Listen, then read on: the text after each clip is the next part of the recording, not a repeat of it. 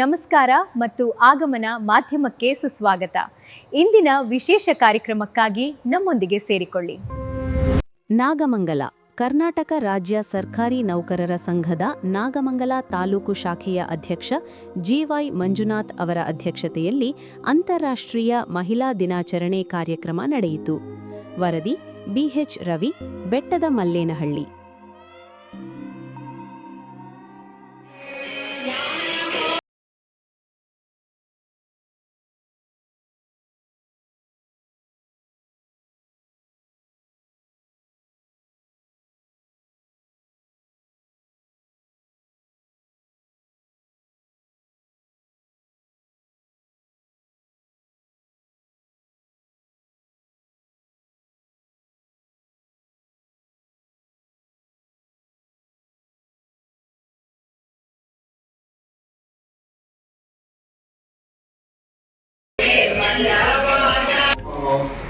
ವಿವಿಧ ಕ್ಷೇತ್ರಗಳಲ್ಲಿ ಸಾಧನೆ ಮಾಡಿರ್ತಕ್ಕಂತಹ ಮಹಿಳೆಯರ ಆದರ್ಶಗಳನ್ನು ನಾವು ಈ ದಿನ ಸ್ಮರಿಸುವಂತಹ ಸಮಯ.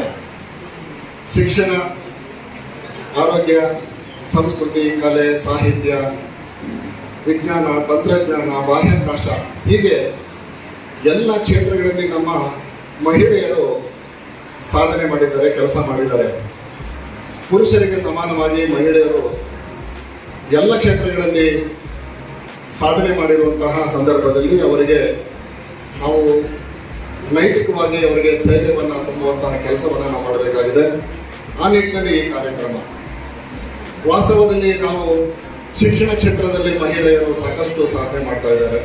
ಮಕ್ಕಳಿಗೆ ಗುಣಮಟ್ಟದ ಶಿಕ್ಷಣವನ್ನು ನೀಡುವುದರಲ್ಲಿ ನಮ್ಮ ಮಹಿಳಾ ನೌಕರರು ತಮ್ಮದೇ ಆದ ಪಾತ್ರವನ್ನು ನಿರ್ವಹಿಸ್ತಾ ಇದ್ದಾರೆ. ಹೀಗೆ ಬೇರೆ ಬೇರೆ ಇಲಾಖೆ, ಆರೋಗ್ಯ ಇಲಾಖೆಯಲ್ಲಿ, ಕಂದಾಯ ಇಲಾಖೆಯಲ್ಲಿ, ಅರಣ್ಯ ಇಲಾಖೆಯಲ್ಲಿ, ಹತ್ತಾರು ಇಲಾಖೆಗಳಲ್ಲಿ ಮಹಿಳೆಯರು ಪುರುಷರಿಗೆ ಸಮಾನವಾದ ಮತ್ತು ಪುರುಷರಿಗಿಂತಲೂ ಮೇಲಾದಂತಹ ಕೆಲಸ ಕಾರ್ಯಗಳನ್ನ ಮಾಡ್ತಾ ಬಂದಿದ್ದಾರೆ. ಅವರಿಗೆ ಬಹಳ ಹಿಂದೆ ಅವರ ಮನೆಯಲ್ಲಿ ನಿರ್ಬಂಧಿತರಾಗಿದ್ದರು. ಆದರೆ ಇತ್ತೀಚಿನ ದಿನಗಳಲ್ಲಿ ಪುರುಷರಿಗೂ ಮೀಸಲಾಗಿ ಮಹಿಳೆಯರು ತಮ್ಮ ಕುಟುಂಬ ಅಷ್ಟೇ ಅಲ್ಲ, ಸಮಾಜ ಮತ್ತು ನಾಡು, ದೇಶ ಮತ್ತು ವಿಶ್ವ ಕಟ್ಟುವಂತಹ ಕೆಲಸವನ್ನು ಮಾಡ್ತಾ ಇರೋದ್ರಿಂದ ಅವರಿಗೆ ನಾವು ಅವರ ಕಾರ್ಯಕ್ಷೇತ್ರದಲ್ಲಿ, ಅವರ ಕಚೇರಿನಲ್ಲಿ ಯಾವುದೇ ರೀತಿಯ ಒತ್ತಡ ಅಥವಾ ಅರೇಂಜ್ಮೆಂಟ್ಗೆ ಅವಕಾಶ ಕೊಡದಂತೆ ಅವರು ಬಹಳ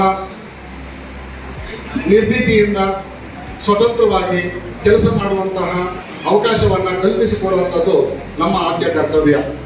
ಆ ನಿಟ್ಟಿನಲ್ಲಿ ನಾವು ಇಂತಹ ಕಾರ್ಯಕ್ರಮಗಳು ಪ್ರಸ್ತುತ ಅಂತ ನಾನಾದರೂ ಭಾವಿಸಿದ್ದೀನಿ.